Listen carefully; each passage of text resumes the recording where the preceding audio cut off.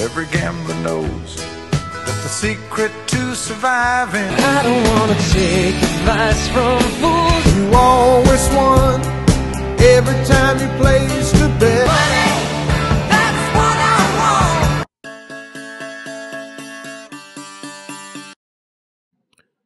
I'm Joe Duffy, CEO of OffshoreInsiders.com. On this video, we're going to talk about the pros and cons of buying a half a point in football betting. It's one of the most frequently asked questions on whether or not you should do it. I know, for example, there is a handicapping entity where the general manager will tell his underlings, you should always buy a half a point. There's no downside. Now, from their standpoint, which is bloating the record, gilding the lily, I guess there really is no downside. You see, what they do is they don't actually charge themselves juice. They only are going to quote their records like I've hit 8 out of my last 10, 1,000 star plays. So therefore, buying a half a point to bloat that record and pad the record's not going to hurt them much. But for you and I, the gambler, is it a good idea to buy a half point? Absolutely, positively not. Mathematically, it's going to cost you a lot of money over the long run. Now, I know that this sports service will say under the right circumstances. Well, under the right circumstances, yeah, as long as you can bet under the right circumstances, you're always going to make money. But the truth is, from a statistical standpoint, buying a half point is never a good idea. Now, keep in mind that under normal circumstances, you have to lay an additional 10 cents to buy a half point.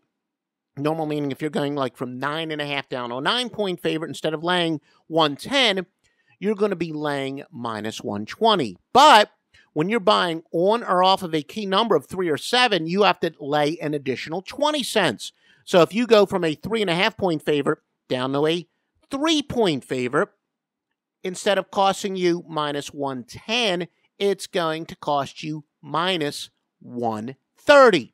And in short, if you're buying just like down from 9.5 down to 9, once every 10 times, it has to have a positive changing effect on the outcome. But if you're buying 2.5 up to 3 or 3.5 down to 3 when you're paying an additional 20 cents, once every 5 times, it has to have a positive effect. Now, by positive effect, I mean it turns a push into a win, or it turns a half-point loss into a push.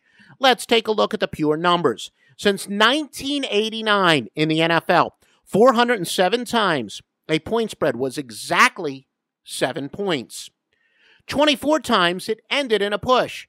That's only 5.89%. 875 times a 3-point spread occurred. 85 times it pushed.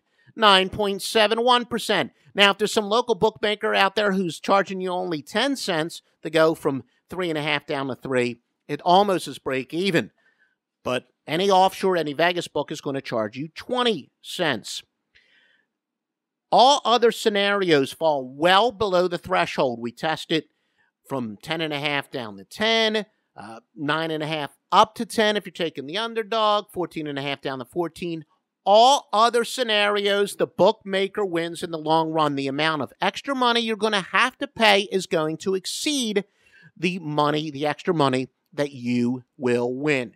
So if somebody is telling you to buy the half a point quite often, and they give you a mere disclaimer, well, under the right circumstances, no offense, they don't know what they're talking about.